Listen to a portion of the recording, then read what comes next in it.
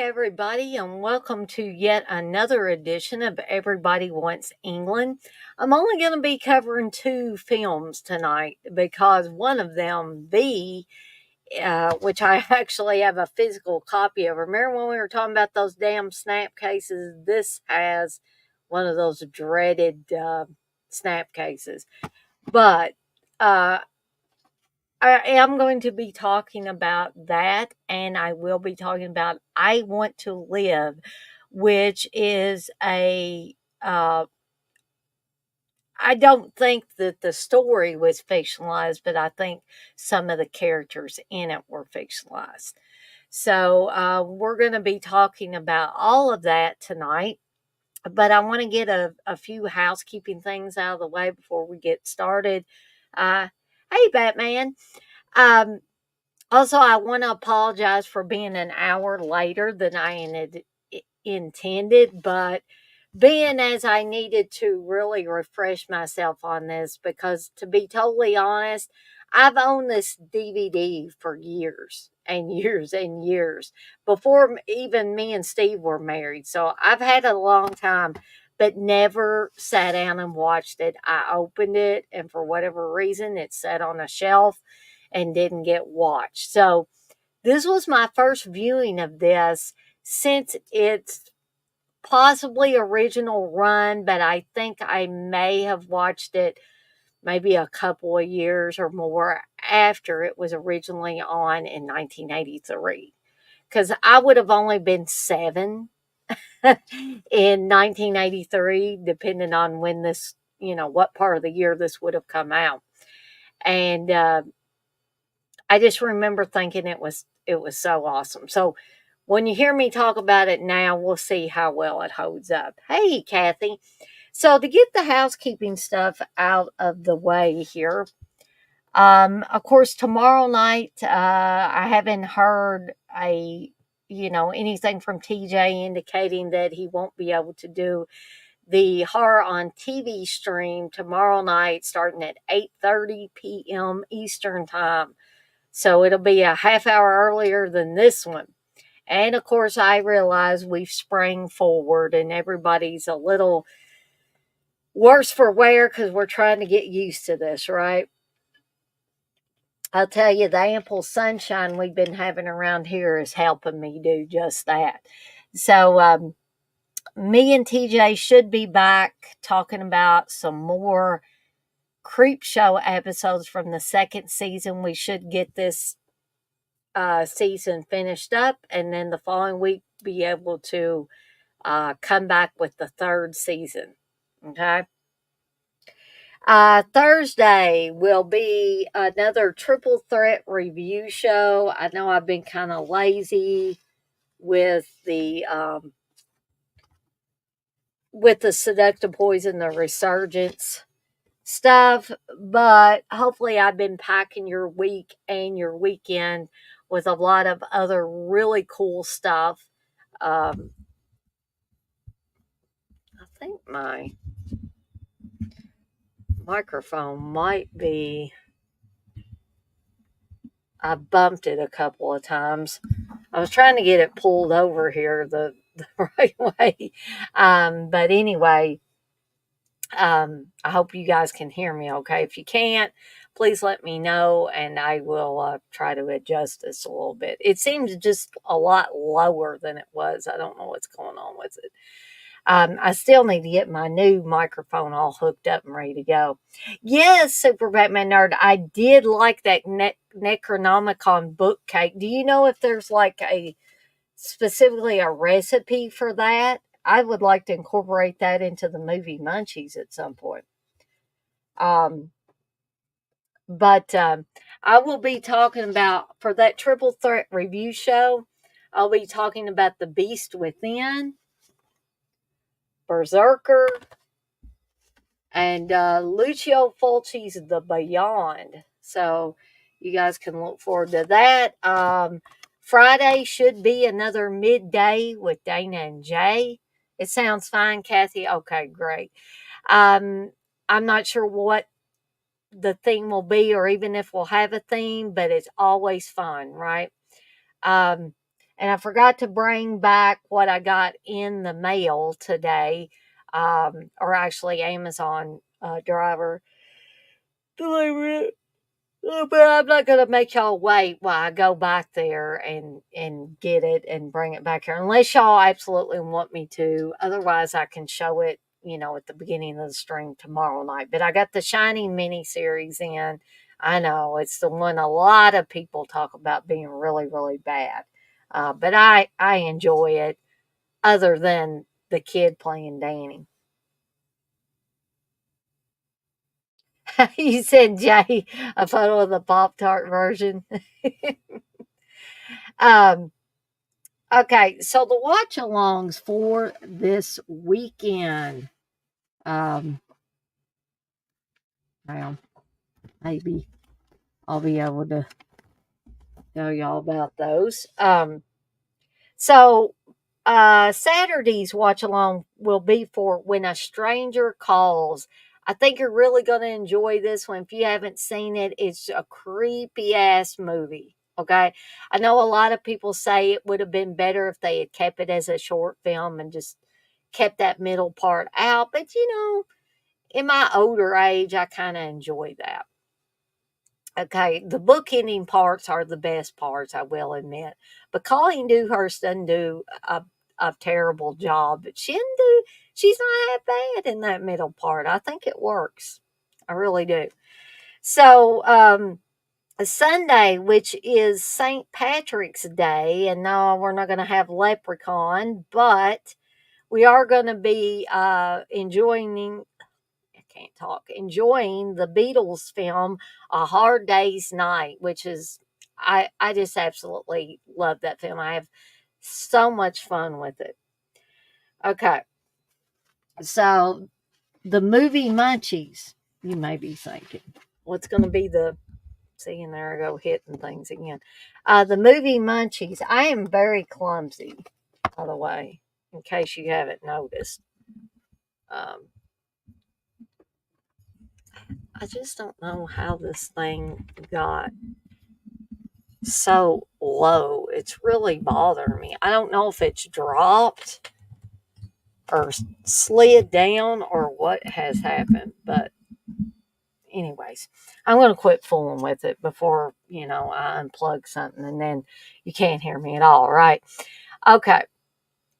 So, um, anyway, the movie Munchies, before I forget, and I've been sleepy most of the afternoon too. I do apologize if I seem a little not really awake.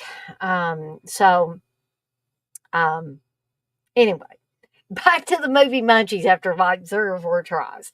Um, I am going to be making Robin's Revenge prom night cake. This is going to be a homemade cake. It's going to be like those wedding shower cakes or, after the wedding cakes where the couple smashes them into each other's face and all that stuff. It's one of those things, right? And it's the really good kind with buttercream frosting. Um, it's going to have sugar glass on it, which is fantastic because you can eat it. It's not going to cut your mouth all up and kill you like if you swallowed real glass. So you still got to be careful with it because it might be kind of sharp, but we're going to break it up pretty good and put it on the cake. May get a little oh my gosh, I am so sorry. I may try to get some more red food coloring so I can, strategically place it. Can't say that word. Words are hard today, as Blissful tells me a lot. Um, we're also going to be putting an axe in the middle of this cake. It's going to be the same axe as I used for the Here's Johnny cakes. I've still got one back at my desk here. And so I'm really looking forward to doing this one. This pretty much came out of my muddled brain. Sometimes I'm able to pull out things that are really, quite interesting, and other times no. Um, But guys and gals, I'm yawning so much that I'm afraid it might be my blood sugar, and I don't want to like pass out on you guys. So um, I am going to step away for just one sec.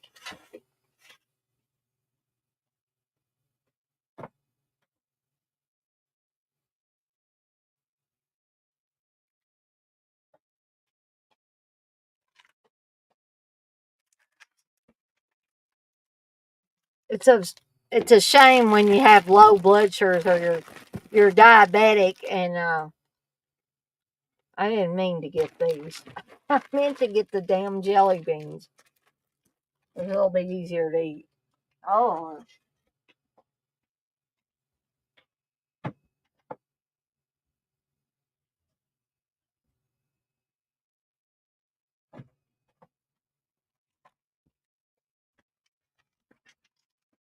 but what I was gonna say, hey Blissful, was it's a shame when you're diabetic and your blood sugar's been running low a lot. Plus, you're also wiped out, tired, and I've been existing on food.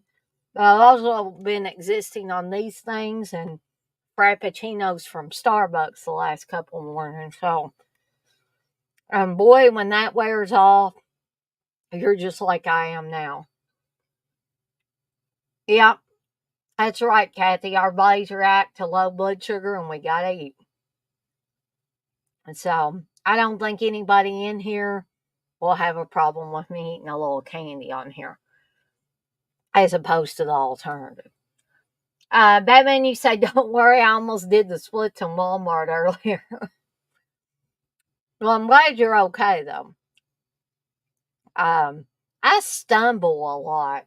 I think it's because I don't know if I've told y'all this on here, but I walk on my toes. And I think sometimes that causes me to stumble. So there I am like an idiot in the store sometimes. It almost seems like I'm throwing my body forward. And Steve looks at me like, what in the world is wrong with you? And he'll say, are you all right? And I said, yeah, it's just my foot just catches and I just go, whoop, I almost fall all the way over. Sometimes I do it 2 or 3 times. But anyway, I'm going to eat a few more of these.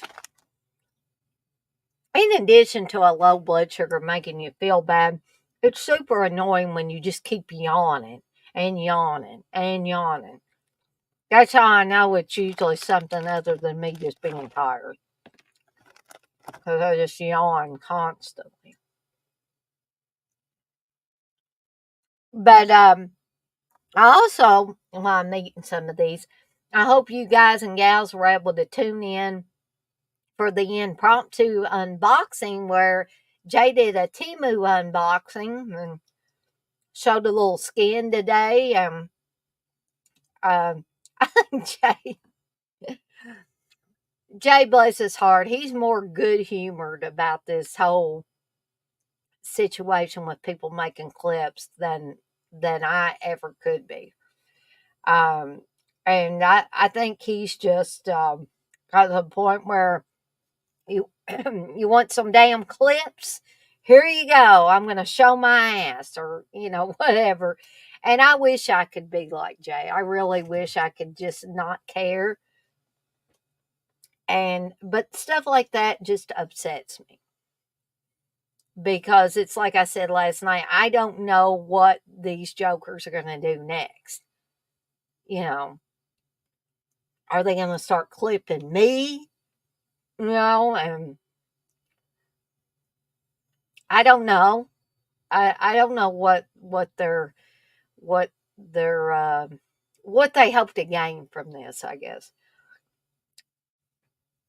But that's all I'm going to say about it. I'm going to get to the movies here in just a sec. Batman, you say I went to pick up some socks.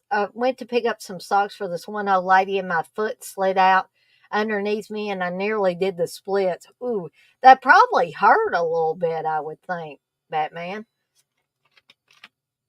Um,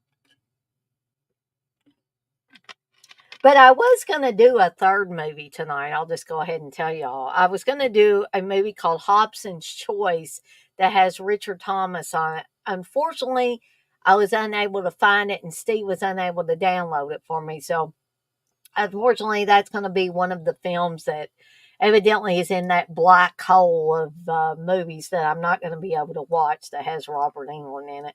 I don't even know how long he's in it.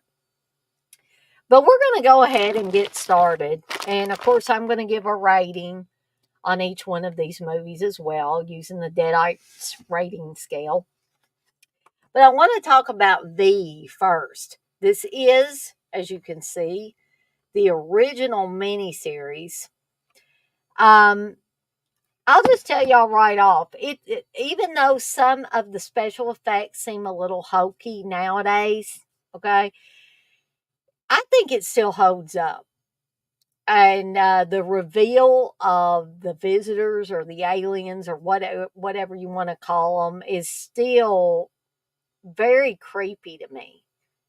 Just the idea of it. Yeah, the special effects are a little hokey, and I'm like, yeah, maybe the special effects don't hold up quite as well. But the movie overall, I think, still holds up. And it really resonated with me this time around as opposed to when I was watching it as a kid. Okay. So let's give a little background on what V is. So basically, people in places all over the world are just going about their normal business like we normally do. And all of a sudden, these big spaceships show up at different places in the world.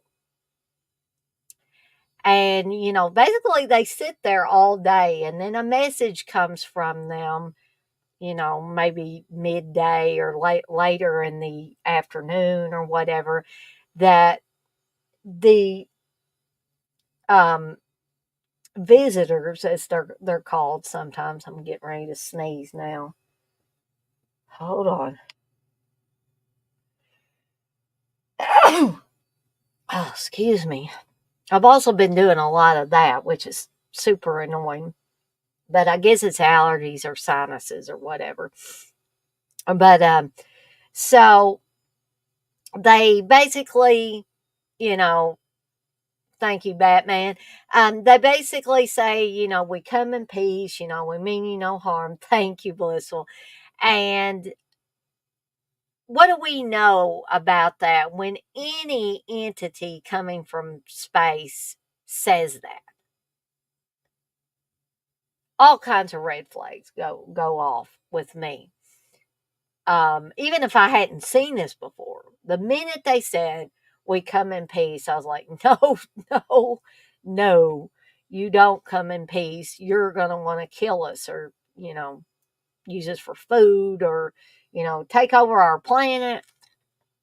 Something you're gonna do something. Thank you, Kathy. And so, um, but people believe them because when their admiral or whatever comes out of the ship to talk to one of our people, he looks like us. He kind of talks like us, although the visitors sound like they're talking through some kind of device or something, because there's a little interference sound in on the edge of their voice or underneath their voice or whatever you want to say. That's right, Batman. Mars attack. Ack, ack. The aliens are like Trump. um, hey, TJ, by the way. Um, but so several of our press people or press people in the movie are allowed to go on the ship. And Mark Singer plays a guy that gets, you see in an opening scene him and his buddy are in very dangerous places when actually the first ships show up. Okay. And so he's filmed some pretty gritty stuff. So of course, he's excited when he gets to go on this spaceship and see the inner workings of it and all that. And the woman he is involved with, because he is divorced, and Joanna Kearns plays his ex-wife, who they don't get along. You know, some couples that get divorced, they still get along, some don't. Um, so, um, but it becomes abundantly clear really early on in this film that at least some of the visitors mean the people of Earth harm. They do, because we see one man who um, is evidently, trying to figure out who are these people, who are these visitors, where did they come from, and evidently he must have some dirt on them, because the next thing you know, he's disappeared, and several people disappear. And so at some point, Mark Singer's character ends up sneaking back on the ship. And this is where he really sees what these entities are. You can't really call them people. They look like people on the outside, but he sees Diana, who is probably the most evil bitch of the movie, and very sadistic. Like, we find out she likes torturing people just for the hell of it, basically, in addition to trying to find out information. But Mark Singer has got his camera, and he's watching her and one of the other second in command people, John, I think his name is. And he watches them, and they're talking about, basically taking over. You know, they have told the people of Earth that they need some kind of chemical that only the people of Earth can provide for them. And it turns out they want our water. Um, and they'll do anything to get it. And also, all these people that they've been abducting are on the ships in a kind of state of suspended animation. And they're going to convert some. The others they're going to use as a food source. So we see Diana and John talking about how they're basically their kind is going to take over Earth. Okay. And then we notice there's these little animals, you know, guinea pigs, rats, mice, stuff like that, in these little enclosures. And we'd already heard about how when you shake the visitors' hands, their hands are very cold and all that. Well, now we really see that they are eating the guy John. He eats a white mouse. Diana eats what appears to be a guinea pig. Now, here's where the special effects are kind of hokey now. I'm sure I thought it was fantastic when I was a kid. But you see her raise the guinea pig up, and then her mouth opens, and it's so fake, but it's supposed to be like a reptile, kind of like a snake or something. And drops it in there, and then you see kind of like an exorcist like thing, a lump go down in her throat. Okay. And then later we see John take out his human eyes, and he turns around and he's got red eyes. So Mark Singer ends up fighting with some of these guys and rips their face off. And we see that they are reptiles. Reptiles from space, evidently. And I remember asking Steve more recently, I was like, were all the people reptiles? Like, and he said, yeah, but they only show you some of them. So, um, I don't know if you guys and gals can see that there. That's kind of how they look when the reptile face busts through the facade that looks like a human face there. But so let's get to Robert England's role in this. Robert England is one of the visitors. Okay. But as the movie goes along, we figure out that not all of the visitors are bad. In fact, some of them did not want to come to Earth with the intention of taking it over, stealing our water, um, killing our people, um, taking some of them hostage, basically, and putting them in suspended animation for nefarious purposes. And so Robert Englund plays a visitor named Willie or William. And this lady that's got a food cart, Harmony, she kind of takes a shine to him. And guys and gals, and you guys are going to laugh, but Robert Englund as Willie is just absolutely adorable in this movie. I wanted them to show Willie more. They showed him quite a bit, but I wanted to see more of Robert Englund as Willie. This was prior to Nightmare on Elm Street. This was prior to him donning that bladed glove and having all that burn makeup on him. He was still just good old Robert Englund. Okay. I'm not saying that tarnished him or anything playing Freddy Krueger. I'm just saying he was still relatively innocent in most movies as a character. All right. So we have a scene where he's lost, but he gets the word wrong, and there's a whole scene where he says, "I'm just," and he means I'm lost because he doesn't know where to take this big tank of stuff he has. He has some instructions, but he's lost. He doesn't know. So there's a guy that he's been assigned to work with who is from Earth. He's a human. He does not like Willie. And so, but Willie tries to go up to this guy and he says, "I am just." And the guy's like, "Just what?" He says, "I am just." He just keeps saying that.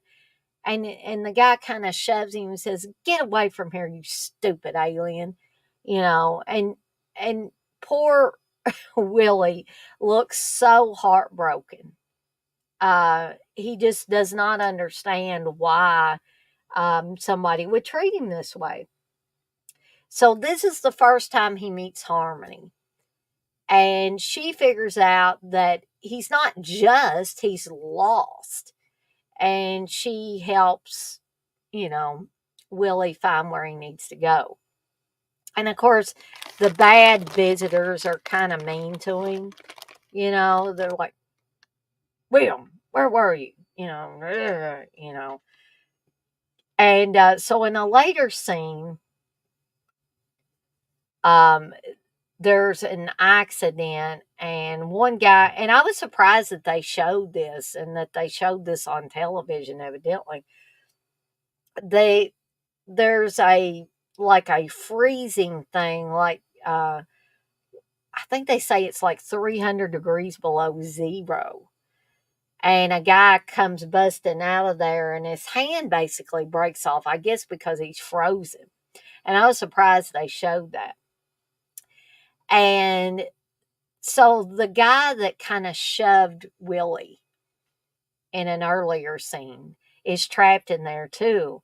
And they say, "William, Willie, don't go in there. Don't go in there. But he does anyway. And he rescues this guy.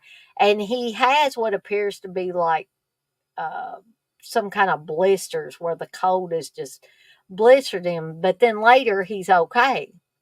And we know that because they're reptiles. They can withstand that. I don't know if real reptiles could withstand cold like that, but that's just basically an indicator that, they're all reptiles. So, um, we go on and we realize there's really, really something bad afoot. And you see, Robert Englund a few more times in there, including um, when the guy that he rescued and they were getting to be friends.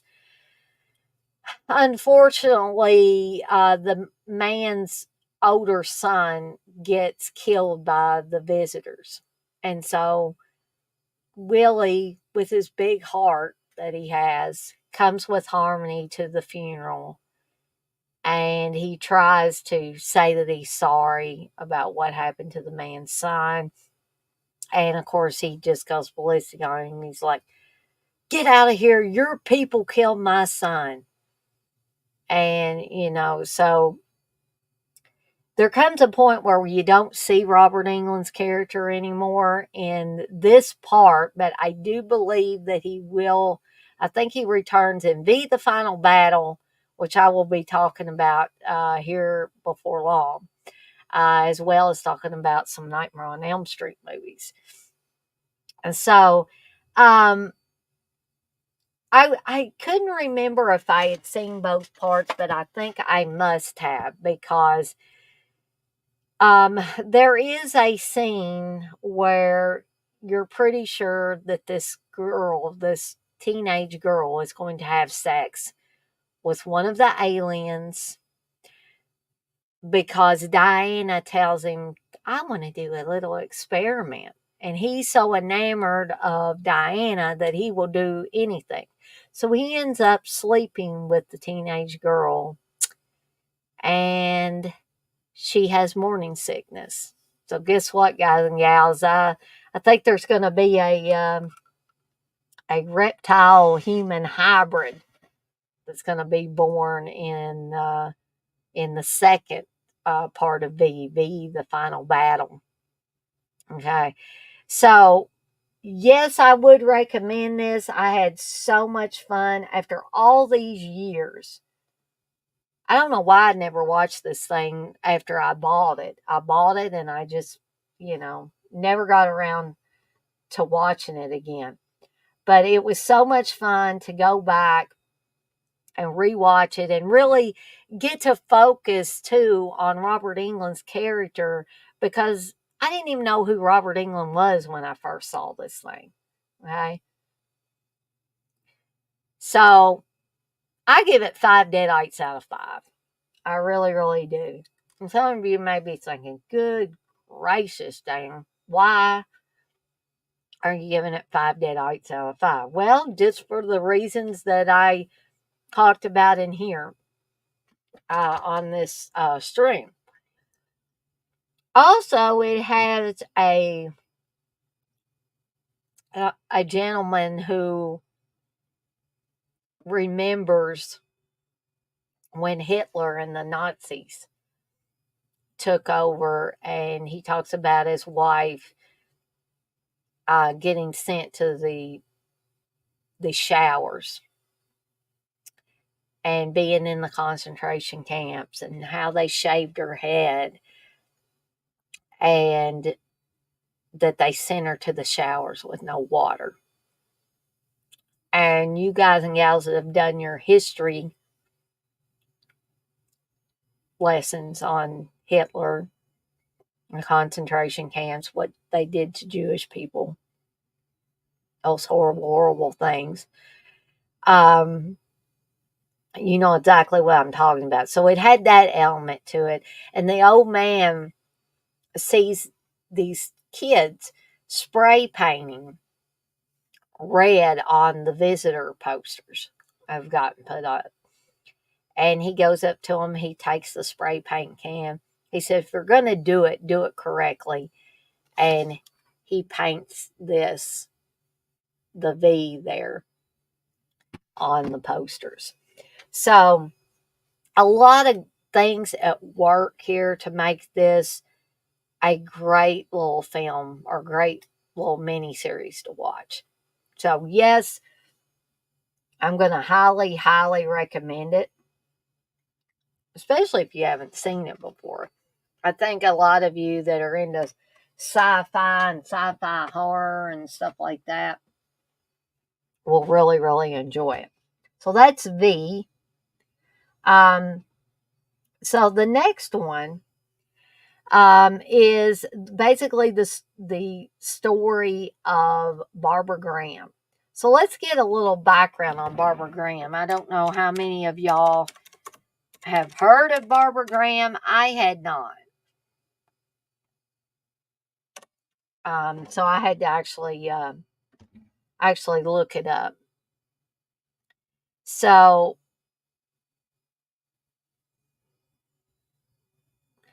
they've had documentaries and all kinds of things on Barbara Graham, and I just don't know how I missed this. So Barbara Graham was born in 1923 in Oakland, California. She did, according to this movie where Lindsay Wagner plays her, she had a difficult and miserable childhood. Her mother was sent to a reformatory when she was only 2 years old, and Barbara was raised by neighbors and got little education. As a teenager, she was promiscuous and in trouble with the law. You see several scenes in the movie I Want to Live where she spends like a year in jail. Um, she was released in 1939, tried to make a new start for herself. She got married, she enrolled in a business college, and she had her first child. That marriage dissolved, and so by 1941, she was divorced. Then she was jailed for 2 months in San Diego for lewd and disorderly conduct. She married again, but this marriage lasted only a few months. And then in 1944, she served a jail term for prostitution. Her friends were mainly criminals who were involved in prostitution and gambling. Also, she liked classical music, but she also liked gambling and drugs as well. She had a job as a waitress in a cocktail bar, but then she soon went back to prostitution to earn a living. Um, and then she worked for a little while as a nurse in Nevada. She married for a third time in 1951. And, but this didn't last. And in 1953, she met and married Henry Graham. And I guess she took his name. She had another child by Graham, her third, a boy called Tommy, who was 2 years old at the time of his mother's execution. Yes, Barbara Graham was executed. Graham involved Barbara with his low-life friends. She met Emmett Perkins and Jack Santo through her husband, and they were involved in a lot of nefarious activities. So she had an affair with Perkins and agreed to help him rob an elderly widow called Mrs. Mabel Monahan, who they thought had large sums of money and jewelry in her house. Perkins, Santo, Barbara, and a fourth gang member called John True went to this lady's house, demanded she hand it over to them. She either wouldn't or couldn't. So, according to True, Barbara lost patience and began to pistol whip the old lady and then suffocated her with a pillow. So, Barbara Graham got the name Bloody Babs. So then Barbara and Perkins and Santo were arrested. True gave evidence against them in return for immunity. How many times has that happened? And they were all three convicted and sentenced to death. Okay, so here's where mainly the movie comes into play. Because throughout the movie, it made it look as if Barbara Graham didn't have anything to do with the murder of that elderly widow. So there's much disagreement as to whether Barbara was innocent or guilty or partially guilty by virtue of being involved in the murder. She did herself no favors in prison by trying to bribe a fellow inmate to give her an alibi. This inmate was a plant, a policewoman. Now, here's where they changed it a little bit for the movie. The actual plant may have been the woman prisoner she talked about, but there was another plant as well, and that was Robert Englund's character. That's when he shows up as Sam Cooper. And so she talks to another inmate at the prison who tells her, I've got this friend, his name is Sam, and he will help get you an alibi to get you out of this. Okay. So Sam shows up at her jail cell and he says, "This is how we're going to do it." Yada, yada, yada. And so then he asks her, he said, "Were you at Mrs. Monahan's house?" And that happened. She's like, "No." He's like, "Well, I can't help you." He said, if, and he explains all this, he says, "If you can't say that you were there, I can't give you an alibi because all this might come back on me." So she basically gets him to come back at least a couple more times and talks to him. So in the third time, I believe, he says, he asks her again, "Were you at Mrs. Monahan's house at night?" And she admitted she was. But the movie makes it appear that she wasn't there, but she was doing that to get Sam to help her. Okay. Fast forward to the day in court when they bring Sam Cooper up on the stand, and we find out he's a witness for the damn prosecution. And Barbara's lawyer says, "Why is he going up there for the prosecution?" And they just don't understand. We find out Sam Cooper is an undercover cop. And it was his job to get her to admit to being at the widow's house when she was murdered. So basically, Robert Englund's character is the one that gets her on death row. And so if it is true that she didn't have anything to do with the murders, the Robert Englund character of Sam Cooper, if he did indeed exist, is not a very likable character. And he wasn't in there a whole lot. I liked his acting ability. There was nothing wrong with that. But as a character, especially if you compare it to a character like Willie in V, there's no contest. The character of Willie wins out just because he's so adorably cute and clueless and all of that. So so Barbara Graham ends up getting put in the gas chamber, and the other two guys that were supposed to be involved in this murder of the widow also followed suit into the gas chamber after Barbara Graham was executed. So a little more background on the Barbara Graham case. So inevitably, like I said, the jury found all three guilty and they were sentenced to death. Barbara was sent to the California Institute for Women at Corona. I think that may have been where the Manson girls were, from where she would be driven to San Quentin to spend her final hours. The California State Gas Chamber was housed within San Quentin and was a steel capsule painted pale green. They did really well for the movie. It was very eerie and contained two perforated metal chairs for the condemned. Her execution was originally scheduled for 10 a.m. on the 3rd of June, 1955. And then she got a stay of execution until 10:45. At 10:43, she was being prepared when a second stay was granted, this time until 11:30. She was supposedly upset by these stays. She had prepared herself and could not understand, why do they torture me. I was ready to go at 10. At 11:34 a.m., the execution finally got underway. Barbara was led from the holding cell, blindfolded and strapped into one of the two chairs in the gas chamber. She had requested the blindfold. Now, this is something they didn't have in the movie, so she wouldn't have to see the witnesses.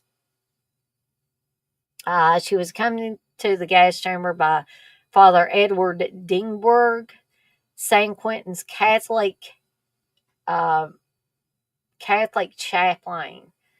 Um, so there were cyanide pellets that were dropped into, I think, some sulfuric acid, and she was pronounced dead at 11:42 a.m.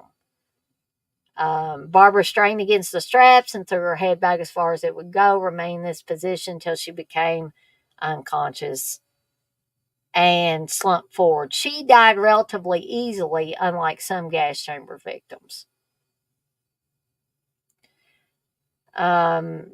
She got lots of media attention. Like I said, she was dubbed Bloody Babs. She never showed any remorse for the old lady's death and was hardly most people's idea of a nice girl, but many still believe she was framed for a crime which she didn't commit. Now, there were actually two films that were made about her, both called I Want to Live. One, the one I didn't watch, starred Susan Hayward, and the other starred Lindsay Wagner. That's the one I watched. And both are very moving, and I would agree with that.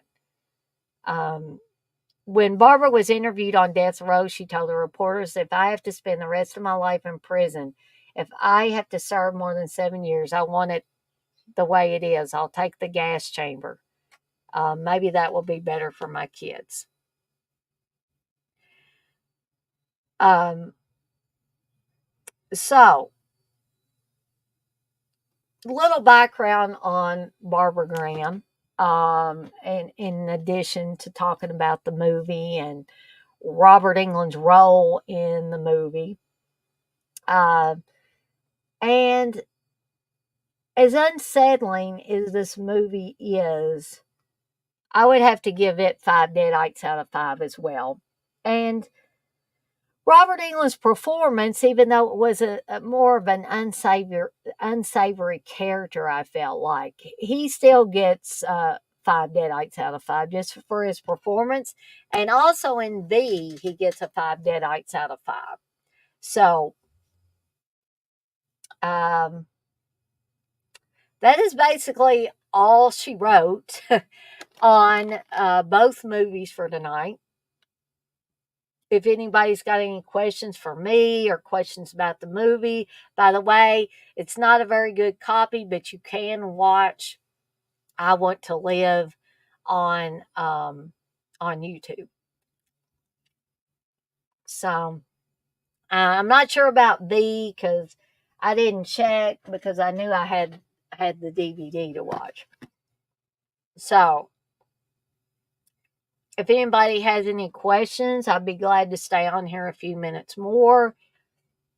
If you got any questions about the movies or questions you want to ask me, I can stay on a few more minutes. But if after a minute or two, if nobody has any questions, I will probably just go ahead and call it a night because I did get started late today. So, any questions on this? We actually have quite a few people in here.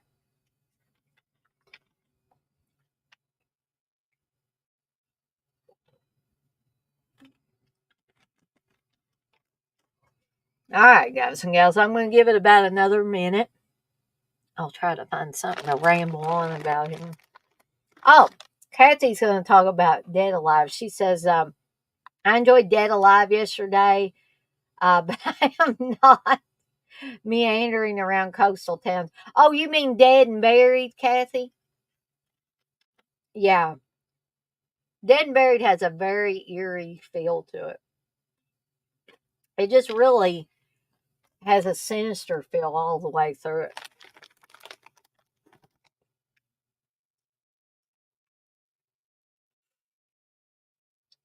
Well, guys and gals, I think I am going to call it a night for tonight, but I want to thank everybody for joining me for another Everybody Wants England. Now, next week, next Tuesday, hold on here, I will be talking about the final battle, and because that is another long one, I will just be talking about two again. I'll be talking about the final battle and A Nightmare on Elm Street, guys and gals. We're finally going to be to the Nightmare on Elm Street films, and everybody's probably saying, "Now we're cooking." Um, and then I may just cover two the next time because North and South Book 2, I got a funny feeling that's going to be a long one. So probably the week after will be A Nightmare on Elm Street 2 and North and South Book 2. Okay? So you be sure, guys and gals, to join me for the festivities for the rest of the week, including the movie Munchies. Man, have to eat the hell out of that cake. Katie said, "Yippee! Nightmare on Elm Street." Um, but I am going to skedaddle on out of here for the night. I want to thank you yet again. We had a good crowd in here, and I hope you enjoyed this edition of Everybody Wants England. I'll see everybody next time. Take care, everybody.